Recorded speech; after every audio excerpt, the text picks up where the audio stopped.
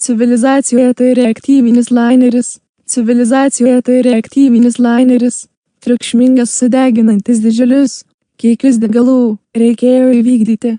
Kiekvieną įsivaizduojamą ir neįsivaizduojamą nusikaltimą ir taršą, kad jis būtų veiksnus. Ištisos rūšys tapo išnykusios, ištisos populiacijos išsklaidytos. Jo šešėlis ant vandens primena naftos dėmę. Paukščiai siurbiami jo pirkštukus ir išgarinami. Kiekvieną dalį, kaip kažkada nervingai pastebėjo Gusas, Grisumas apie kosminės kapsulės. Prieš sudegant vienoje pagamino mažiausią kainą pasiūlęs asmuo.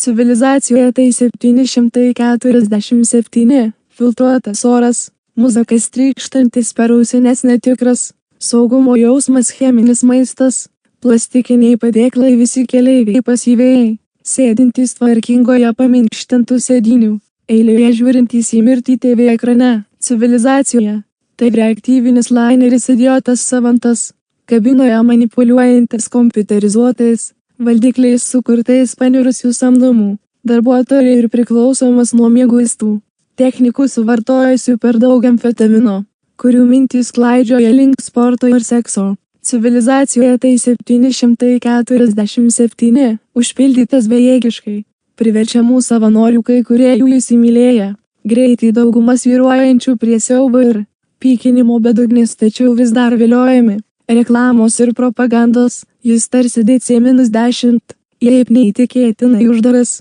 kad norisi prasiveržti pro skardinių sieneles ir pabėgti, prasibrauti pro debesis ir palikti šį varškantį, rėkiantį velniuką artėjantį prie lūžio taško. Mažiausia klaida ar techninis gedimas priveda prie katastrofos, kai pavėluoti ženklai išbarsto jūsų liūdnus vidurius po visą pakilimo taką, išmuša iš kojų, sulauža visus kaulus kaip kiaušinių lukštus. Žinoma, civilizacija yra kaip ir daugelis kitų dalykų, neskaitant lėktuvų, visada dalykų.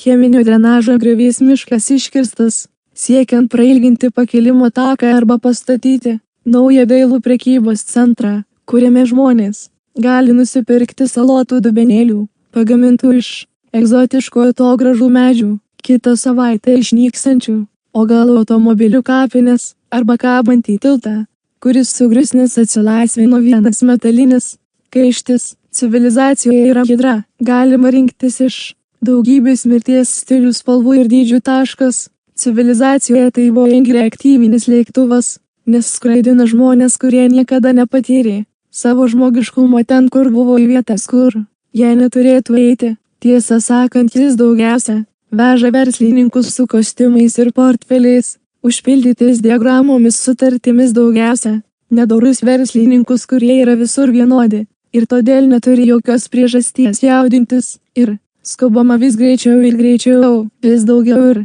daugiau vietų paverčiant oro uostais, nenatūralia verslininkų buveinė. Visiška paslaptis, kaip jis atsispiria nuo žemės. Jis ėda kilimo tūpimo taku, mirksinčios lemputės palei asfaltą kaip elektroninis randų, audinys ant žemės pagreitina ir kažkaip niurzga, žagindamas orą, kildamas aukštyn išilgai tviskančių karščio bangų ir šiukšlių, besipučiančių, tarsi pabėgėliai bėgdami nuo miesto bombardavimo. Taip, tai yra įdomu paslaptis, kai gyvybė evakuota, o patys akmenys nužudyti. Tačiau civilizacija kaip ir reaktyvinis laineris, šis keistuolis Feniksas negalintis pakilti iš pelenų, taip pat griūva per žemę kaip milijonas sprogstančių vapsvų liepsnos plinta per kilimo tūpimo taką, benzino samsonito ir apdegusios mėsos čiuptuvuose ir visada absurdiškos šiukšlės, mirties konfetis, kai veldros paliktos tyčiotis iš mūsų gulinčių mirštančio paukščio pavargusioje trajektorijoje, lėlės galva, batai, akiniai, diržos aktis, reaktyviniai laineriai kris, civilizacija užlūkšči, civilizacija suirs, sniego dieną matuokliai bus nuskaityti neteisingai, galbūt suges sparnai, tariamai atitirpę bus per daug sušalę, kad daužytųsi prieš vėjo, paukštis nuskandins, kaip girna pirmiausia neatlygintinai nugriebdamas tiltą, nes civilizacija taip pat kaip tiltas iš rojos į niekur pakrautą tiltą, tarkime su keleiviais